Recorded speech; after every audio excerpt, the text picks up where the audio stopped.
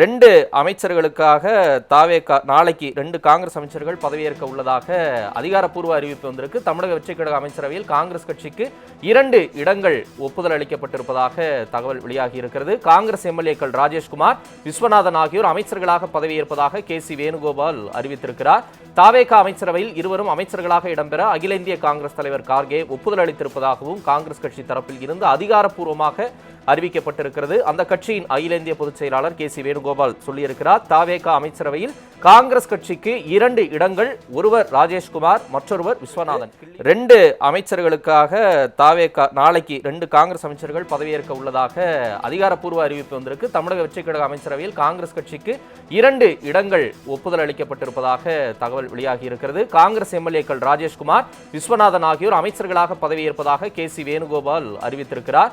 தாவேகா அமைச்சரவையில் இருவரும் அமைச்சர்களாக இடம்பெற அகில இந்திய காங்கிரஸ் தலைவர் கார்கே ஒப்புதல் அளித்திருப்பதாகவும் காங்கிரஸ் கட்சி தரப்பில் இருந்து அதிகாரப்பூர்வமாக அறிவிக்கப்பட்டிருக்கிறது. அந்த கட்சியின் அகில இந்திய பொதுச் செயலாளர் கே.சி. வேணுகோபால் சொல்லியிருக்கிறார். தாவேகா அமைச்சரவையில் காங்கிரஸ் கட்சிக்கு 2 இடங்கள், ஒருவர் ராஜேஷ்குமார், மற்றொருவர் விஸ்வநாதன்.